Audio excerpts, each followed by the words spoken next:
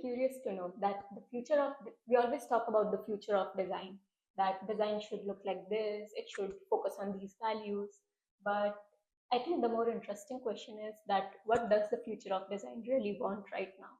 So, according to your experience, what is your opinion on I think now we are facing a very strong necessity and urgency somehow. We have to give to design a meaning. Design must be meaningful, especially for the future, because I think that we are somehow facing too much aesthetic, market trends, and something that is a little bit on the surface. While I think that design, that the good design, it is really meaningful with the force, with the power of changing things, of going deeper, and how can I say, affecting the life of people and the structure of our community and of our society. So I think that for the future, what I hope and what I'm working for is for a meaningful design. Okay, that's really meaningful. But wait, we forgot the intro part. Oh, So, you're hi right. guys, and welcome to another episode of Rinari podcast. My name is Ekaterina, I'm your co-founder, and together with the Anshika, we are in the beautiful studio of Mr. Lawrence. Miss Annalisa, do you want to say some words about you, what are you doing, some just little intro? I'm passionate about design, a very strong passion that is bringing me, to my present professional life. I'm the co-founder of Mr. Lawrence Studio together with my husband Francesco Mainardi, and we love to say that we build bridges. During your way, you created a lot of really interesting projects, design installations starting from Salone del Mobile to David Lynch Thankful Room. What does it mean for you to bringing up all of the parts like brands, designers into the whole puzzle? Exactly as you said, working on a project like that, creating a complex project, especially a design project, it's never about just displaying an object. It's never just putting something in a window or on a pedestal. It's something different. It's something that involve the fact that you are open to listen, trying to understand and to keep track and consistency with the different elements, different voices, perspectives, people. The persons are always different. So when you are working on something that is so complex, you mentioned the Library of Light of Sdevin, of course. So we were working with a huge and incredible designer and artist, maybe one of the most relevant of our days. But at the same time, that project involved hundreds of people because the people that worked on the installment, the people, the institutions that were involved, the Library of Light was installed in the courtyard of honor of the Pinacoteca di Brera. So we had to speak, I had to speak especially with many different people and putting together not only an idea but even a feeling and a goal, because each one of them maybe at the beginning at least had different goals in mind, and all the students that were just crossing the courtyard. So it was very interesting to work with this amount of souls. And I think that this is the key of the ecosystem when you are working on a balance, on an atmosphere that can welcome everybody. Of course, respecting the different point of view, because it's never about putting everything on the same level, and it's the opposite. It's putting everyone at the best. I mean, I visited the installation this year, and I must say that it was not really just installation to be seen, but one to experience. And it was not just a display of objects, but also so many talks and conversations happened in that library. So I feel that really communicated your idea that you wanted to see.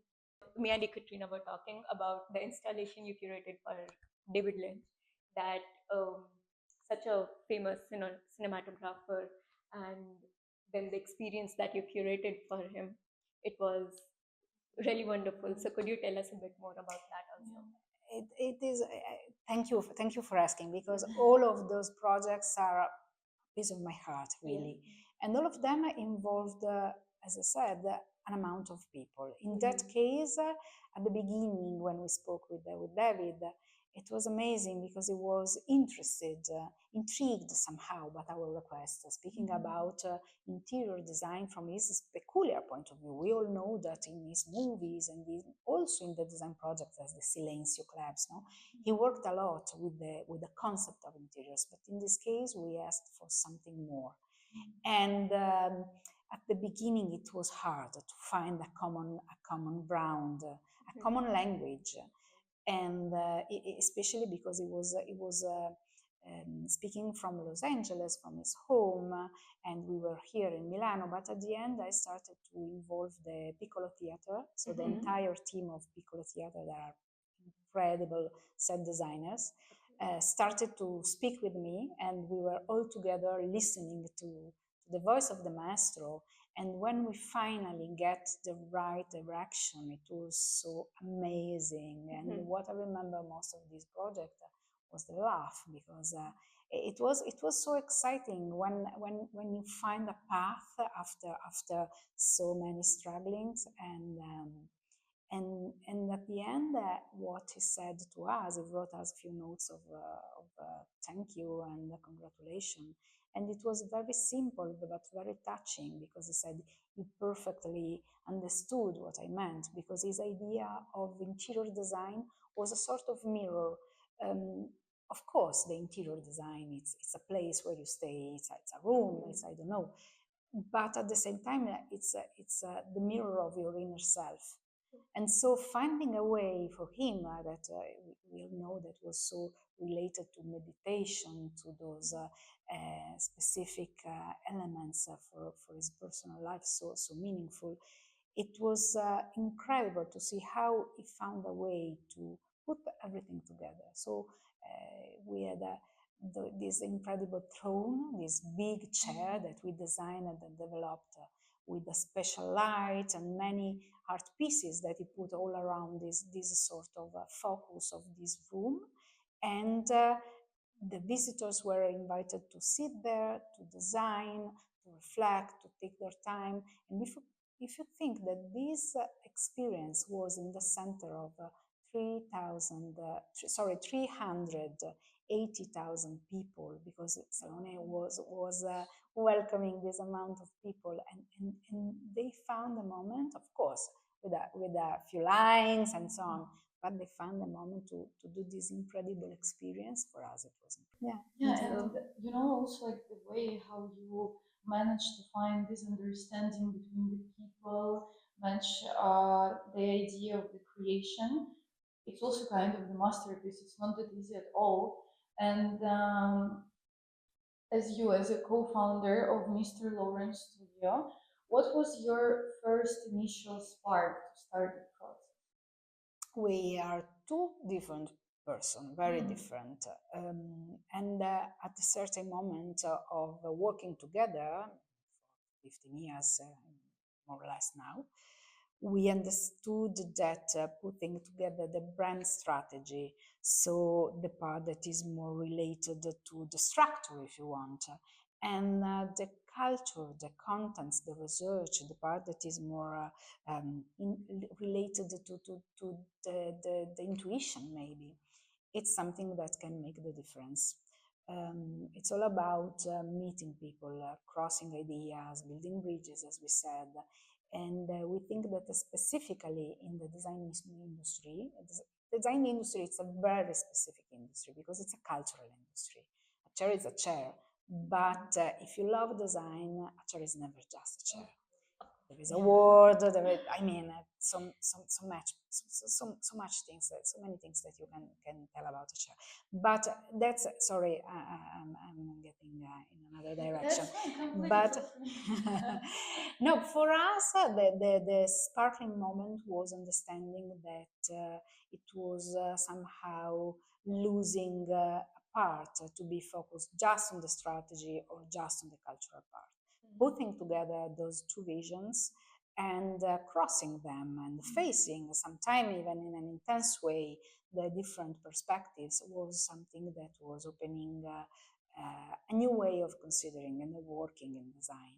And the idea is exactly that, I mean, our projects are coming out from a dialogue that is not only between us, between Francesco, I, and all the team of Mr. Lawrence, but also with the clients, with the institutions, with the friends that are architects, designers that are passing by the studio or home. And it's all about community. Community communication, and I think a lot of collaborations. Absolutely. Yeah. Absolutely. Based during your way of working with different brands, different designers, studios, exhibitions, and people, is there maybe some common misunderstanding or not? And do you think if there is one general solution, or we should go more into the personalization? How can I say? My personal opinion is that sometimes what you're telling is super interesting and it's very meaningful. But sometimes the misunderstanding is when you use the culture, for example, as a tool, just as a surface. You can do just that, because even if we are speaking about the most easy way to communicate a product with the main goal that it's selling this product. So it's easy. No, it's not. You have to be real. The culture must be real and must be meaningful. The most common mistake, in my opinion, is under-evaluate the, the people that is looking at you, that is understanding what you're listening, and that, especially because we are speaking about design industry, is looking for something very special. So I think that the solution is being authentic in the bad and in the good and in the bad. So if you are a brand that maybe is struggling with something, or that is not able to afford a certain level, it's okay, but you have to be consistent and authentic. So how do you balance this, like the missing link between brands and the customers? Because I feel when it comes to design, a lot of people, they have so many different perspectives. Everyone perceives design differently. So do you keep that idea in mind while, curating a strategy or a design for a brand, or do you focus more on the brand's values, or it's a mix of the two? It depends, but let's say that I don't remember the name, the process, let's say, yes, the practice is always based on a conversation. So what you're mentioning is exactly what we are facing day by day, and it's the fact that somehow the brands are speaking a language that is very far from the language of the target. So somehow I feel as a translator, because I understand that there is a link, that there is a strong element of connection, a radical one somehow, a very emotional one, but there's just missing the proper connection. So sometimes it's useful being out of the brand itself, and we are consultants, so we are working from another side of the table, let's say, and at the same time we are keeping our independency, keeping on working with different institutions and clients. So we are not related to just one perspective. And this is helping to feel free to keep the independence as an element that can sometimes help not to destroy, because it's never about destroying something, but just to adjust a little bit. And sometimes these small elements, these few change of something that maybe already exists, can be very effective and crucial in finding the direct trajectory to reach the goal. Could you also give us an example? Anything? With pleasure. With pleasure. I mean, I promise it just by chance that we have this beautiful lamp on our table. This is one of our beloved clients. It's Ambient Tech lighting design company from Japan. My husband he's in Japan right now with them. And when we met them at the beginning, we were I mean, amazed by this work that is pure design, poetry, technology, sustainability, so many elements that it was very difficult to communicate to the public the value of this project, because sometimes there are so many things that you can say. And of course, there was this complicated aspect of respecting the Japanese DNA that is not maybe too much talkative. So you have to find a proper balance and elegance. And we work with them now, it's 4 years, 4 or 5 years now. I mean, it's a few, and we are very happy because we found a common ground of conversation. We understood them. We understood that there was maybe something missing to reach the European market, and after that, the US market and other ones that were based on other maybe cultural elements for communicate the same things. So even in this case, we are working a little bit as translators, supporting them to even not simplificate, because it's not the topic of simplification here, but getting more affordable in a cultural way. Okay. So yeah, I think that we in this case the goal was making those products more accessible, recognizable, and understandable, because at the end this is the unique company in the world that is working only with transportable lamps. All of those lamps are wireless, are rechargeable, and I mean, it's delicate. And I mean, this brings me to another question that I wanted to ask you, that since we were talking about Japan and, bringing them to Europe, so you have always worked on so many projects, not just in Italy, but also internationally. So how do you balance this cross-cultural dialogue, bringing so many international voices on the table? This is a question that is beautiful, because it's exactly the engine of my passion. I'm leaving Saturday for Qatar, and then I will be in London, Shanghai, Riyadh, Miami, and so on. The next few weeks. I'm super happy because in these moments I have the opportunity to meet people, to listen. I'm a very curious person, and when I have those opportunities to, especially when I go there, and of course when they come here, and so it's this cross-pollination. It's this something that you learn, I think, to listen to other, to look at what is different, and especially what you don't know already and don't understand.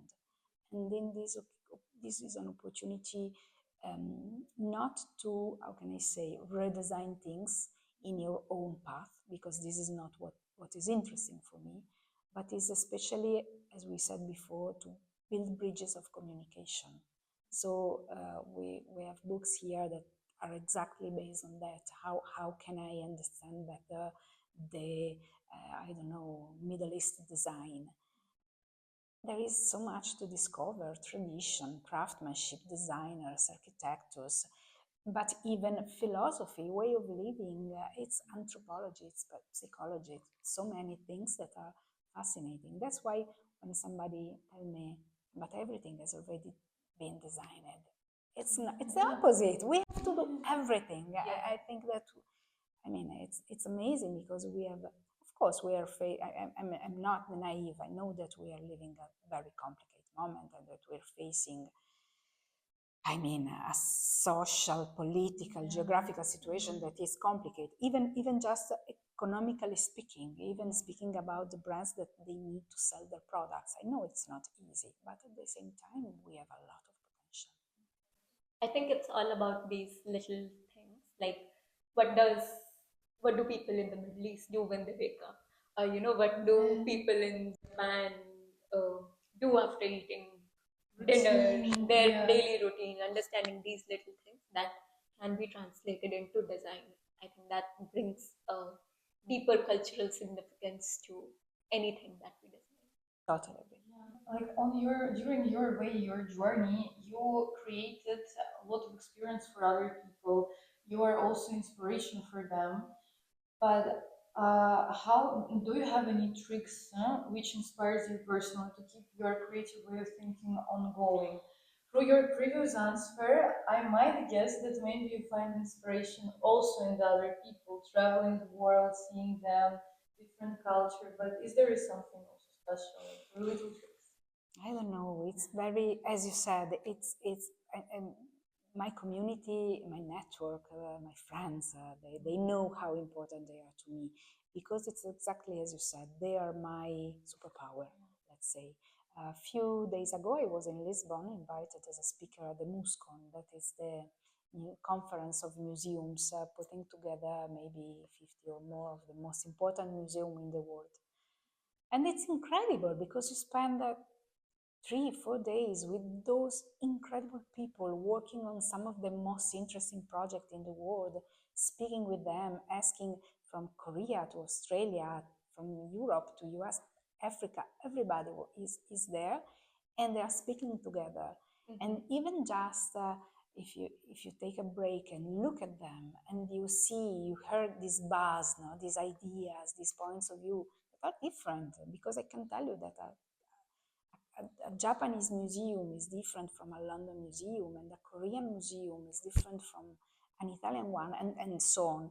And it's beautiful because they find their own way, and sometimes they mix the voices, and they add something more to their own path. And this is something that for me it's my trick. When I'm tired, this is something that gives me back energy. At this point, I would like to come back to our previous discussion about design fairs and exhibitions. I feel these are really impermanent things. They may last for 2 days, 3 days, or maybe even 1 week, but they are really transforming into an approach where people just come and see the product to a more experiential space, because nowadays people are experimenting so much with design festivals that you don't just come and see the products, you come and experience it. So according to all your life's experience, how do you think this change is coming along? How are we adapting to um, different to this new era of design? This is a very good question. It's complicated. We are learning step by step, but at the same time, I think that, of course, in some occasion, for example, the Library of Light of West Devlin, it lasted for less than 1 month, and we had 200,000 visitors. Amazing, but then it was temporary because, of course, the courtyard of Pinacoteca di Brera is a public space, but there is something that you can leave behind the project. In this case was the 3,000 and more books donated by Feltrinelli and by the visitors that contributed to the library, to the public library system of the city of Milano. So there is something that somehow is going ahead. And at the same time, I think that especially with design, especially when we are speaking about a festival, for example, or something that is creating an opportunity, the very important thing, in my opinion, is to give the opportunity to the people, to the visitors, to experience for real. Working with Salone, for example, I'm curating their talks and forum and public program, and this is incredible because sometimes you are listening a person like Shigeru Ban, like Leslie Locco, and they still remember their words. I mean, they changed me. Of course, it was something that lasted for one hour because it's just, and the same it's when you are doing an exhibition. Some exhibitions, of course, it's a pity. I still have a part of my heart in the thinking room of David Lynch, of course. But at the same time, I think that for some of the visitors, this was a pivotal experience in their life. So there is something that is lasting forever, maybe, because it's when you are doing something meaningful, and we are back to the very first question. This is something that will last. It's the legacy which is left behind. Absolutely. Final question. It's gonna be more like personal. And if you're gonna have an opportunity to create something specially for yourself, it could be maybe installation, could be exhibition, what it would be, and maybe if people gonna see it, which kind of feelings they can experience by looking at that. This is a very, I mean, Difficult. white paper. You know, the white paper is always the more difficult. But I think that I especially love working. It's difficult because for me, writing a text, curating an exhibition, creating a forum where many people, or even now we are working also in an exhibition that is exactly about displaying objects, so it's very the opposite of what, but even in that case I put together people and I push them to confront their point of view. So it's never a solo show, it's always a conversation. Even when it's a solo show, as in the case of Valentina Cameranesi a few weeks ago with Incalmi, it was, of course, just one designer, but she worked with Incalmi, that is an incredible brand in Italy with a tradition of craftsman and of research, and confrontation was the key. So I think that there is a common DNA in all the things that I do, that is this element of conversation, let's say, speaking each other, confronting. If I can do something for myself that is very special, it is very, maybe even just a party, just something like a night when all the people is coming to, all the meaningful people, the people that I love, that is interesting, that is coming here and that is speaking together and that is, I mean, finding a way. And this is something that sometimes we do here or in other places, because even just having the opportunity of for a few hours sharing ideas, it's super important for me. I think that is amazing, but I would like to say that that brings us to the end of our conversation, and I would really like to talk more, but yes, I think there are a lot of things to lot discuss. of things, and I think this has only sparked my curiosity even more. But thank you so much for your time today, and it was amazing to talk to you. And thank you to our guests for tuning in. We hope that this brought you to a new world of design and to new thoughts. This was Reenari, where we'll spill the tea on all things related to design, craftsmanship, and sustainability. And now I think it's time for our evening tea, so we will go. Ciao. Ciao.